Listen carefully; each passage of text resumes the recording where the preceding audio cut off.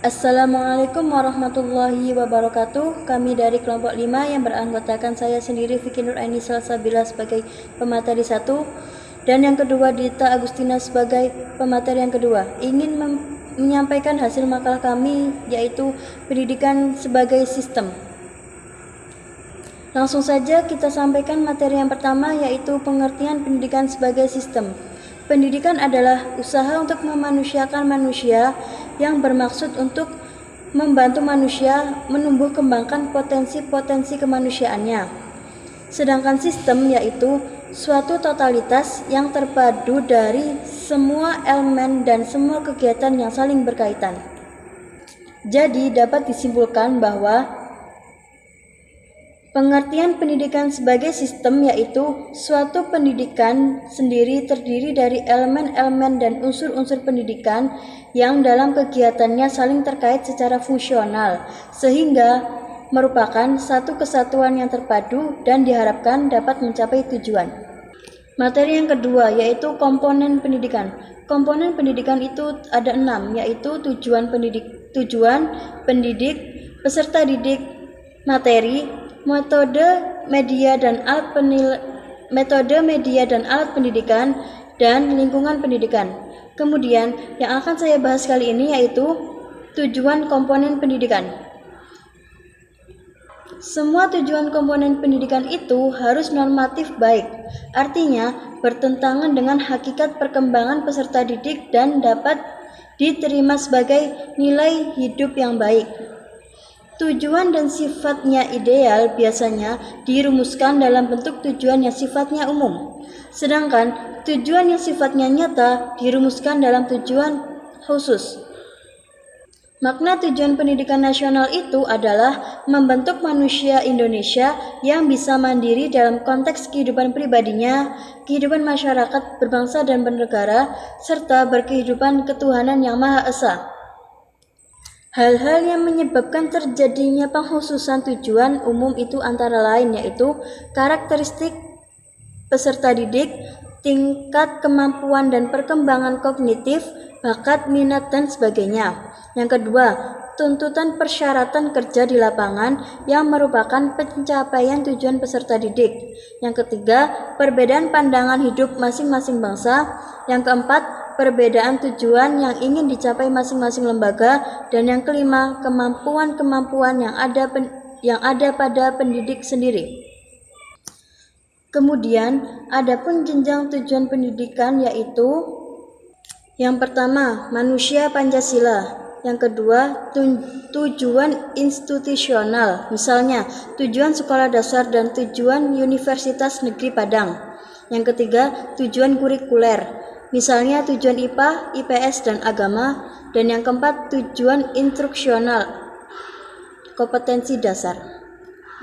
Kemudian materi yang ketiga yaitu komponen pendidik. Pendidik adalah orang yang mempunyai tanggung jawab dalam melaksanakan pendidikan. Hubungan orang tua dengan anaknya dalam hubungan edukatif mengandung dua unsur, yaitu unsur kasih sayang orang tua terhadap anaknya dan unsur kesadaran akan tanggung jawab dari pendidikan untuk melakukan perkembangan anak. Guru menerima tanggung jawab untuk mendidik itu terdapat 3 tahap, yaitu orang tua, masyarakat, dan negara. Selanjutnya yaitu karakteristik pendidik. Yang pertama, memahami potensi anak. Yang kedua, mengadakan penyesuaian program pendidikan. Yang ketiga, memberikan laporan dan tanggung jawab. Yang keempat, bekerja sama dengan anak, orang tua, atau pihak lain. Dan yang kelima adalah memahami peraturan dengan sebaik-baiknya. Sekian materi dari saya, dilanjutkan oleh Dita Agustina.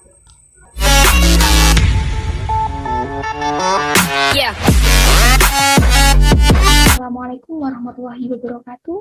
Saya Dita Agustina.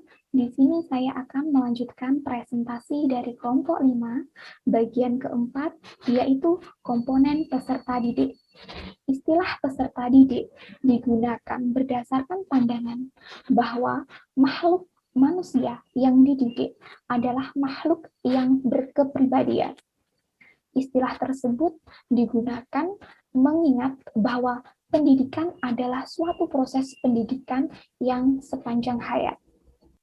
Dasar-dasar hakikat dari peserta didik berkenaan dengan hal ini, Raka Joni menyatakan bahwa hakikat peserta didik didasarkan kepada 4 hal, yakni yang pertama, peserta didik bertanggung jawab atas pendidikannya sesuai dengan wawasan pendidikan seumur hidup.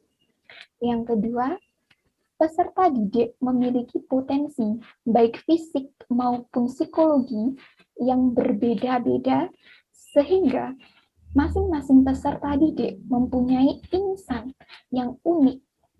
Yang ketiga, peserta didik memerlukan pembinaan individu secara perlakuan yang manusiawi. Yang keempat, peserta didik pada dasarnya merupakan insan yang aktif menghadapi lingkungan. Peserta didik ialah makhluk yang memiliki potensi yang selalu mengalami perkembangan sejak terciptanya sampai meninggal dunia dan berubah-ubah terjadi secara bertahap dan secara wajar. Pembahasan yang kelima mengenai komponen alat-alat pendidikan. Alat-alat pendidikan adalah segala sesuatu yang dipergunakan dalam usaha mencapai tujuan pendidikan. Ditinjau dari sudut pandang yang lebih dinamis, maka alat pendidikan itu sebagai pelengkap juga merupakan pembantu untuk mempermudah mencapai tujuan pendidikan. Dalam pelaksanaan pendidikan, perlengkapan yang akan digunakan harus benar-benar diseleksi, jangan sampai justru menjadi penghambat tercapainya tujuan.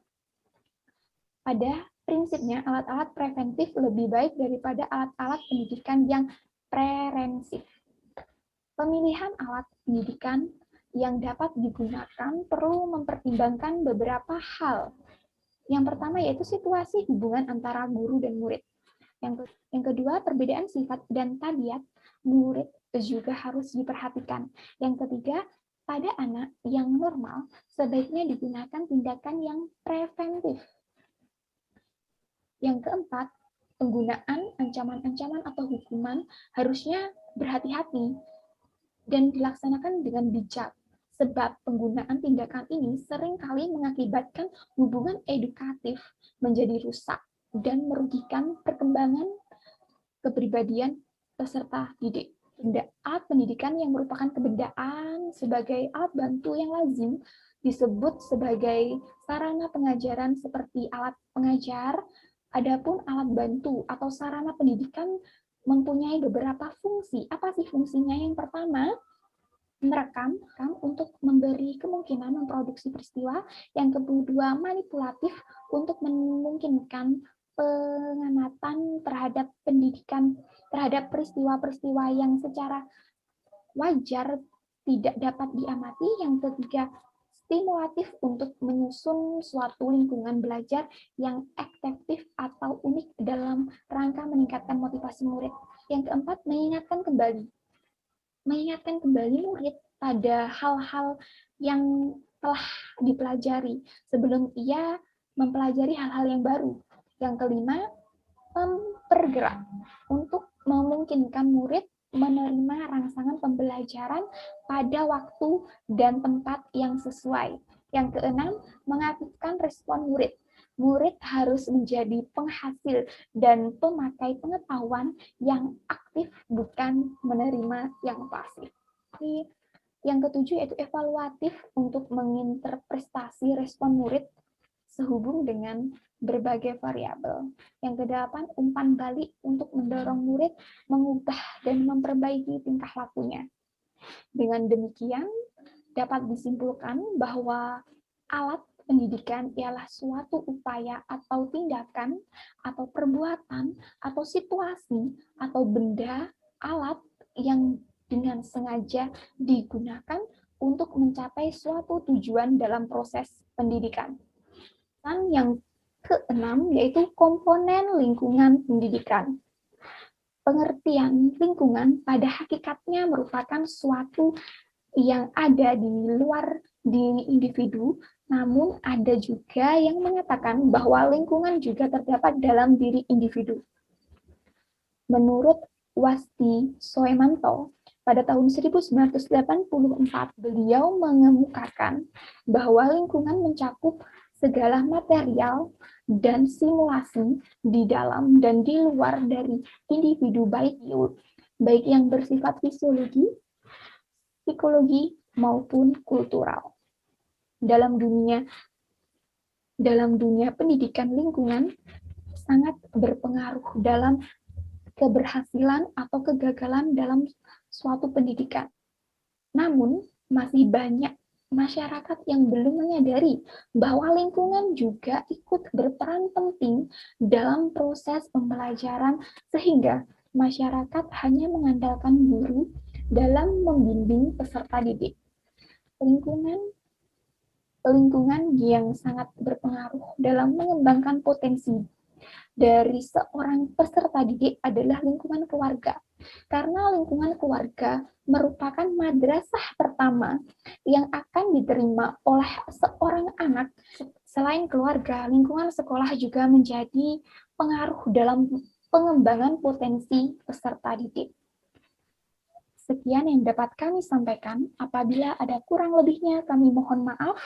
Wabillahi taufiq wal hidayah. Wassalamualaikum warahmatullahi wabarakatuh.